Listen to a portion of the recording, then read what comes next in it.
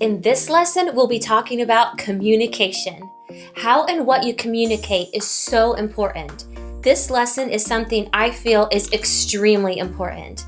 Now, all of the information we've been sharing with you has weight and has value to it. However, the topic of communication is something every single one of us should get right. Again, people with autism tend to like routine and can tend to not cope well when things are thrown at them that they are not prepared for. Communication is how you prepare them. Communication is so important. One thing that we did to help our son when he was younger was to talk him through his day, every day, on his way to school. My job had the flexibility of driving our children to school every day. If you were able to manage that, that could be a huge blessing to your child with autism. Buses can be loud, and behavior of other students on the bus can be unpredictable. By driving your child to school, you give your child a more controlled environment for as long as possible until their school day starts, and that can help set their day up for success. While we were driving to school, I'd say something like this: "So, Grayson, today is Monday." I'd always remind him what day of the week it was. And then I would tell him, "In your backpack is your binder.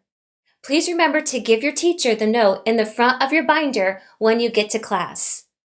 I would tell him, "You are a packer today.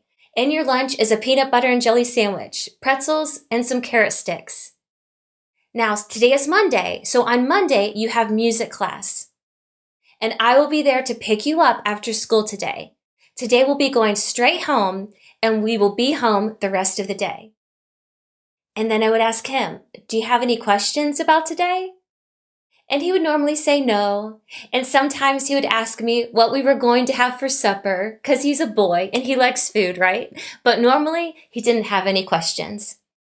Now, that whole process only took a minute or two, but it outlined his entire day for him. Of course, each day was a little different of what was happening. However, I would give him the details of each day in the morning on his way to school.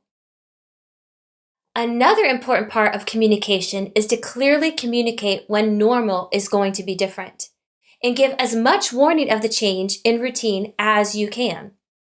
This can be really important. For instance, if your child is going to have to be picked up early from school on Thursday to go to a dentist appointment, you should start to prepare your child for that change in routine on Monday.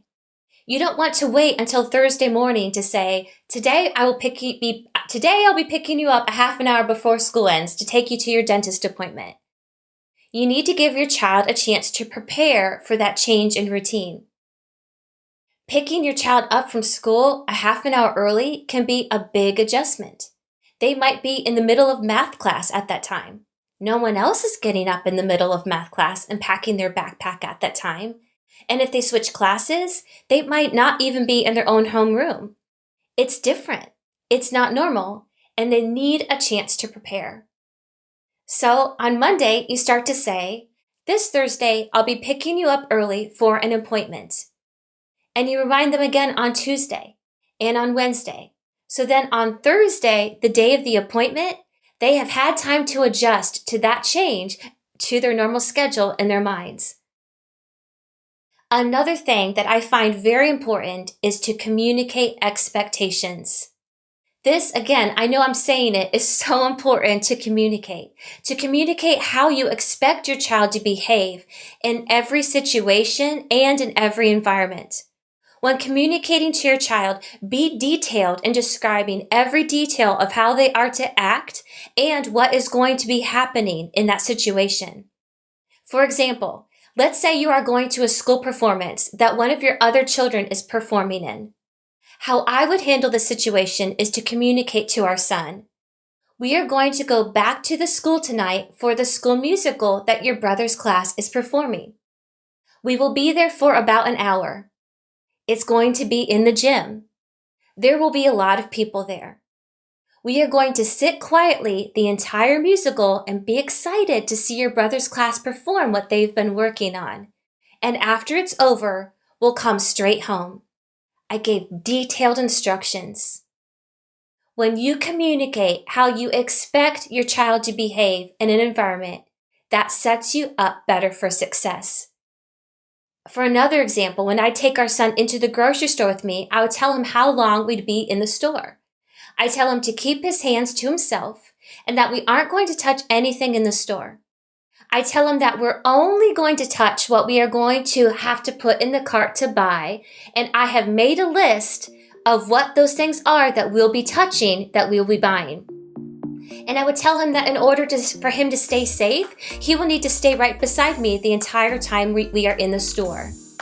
Communicating clear expectations will benefit both you and your child. Good, clear, and thorough communication will benefit both you, your child, and the rest of your family. Now, your child may misbehave, but it might be only because they haven't yet been told what is expected of them. Your child may have a meltdown only because they were not told in advance about a change in routine. Your child will benefit from good communication, and they will benefit from clear directions as often as possible.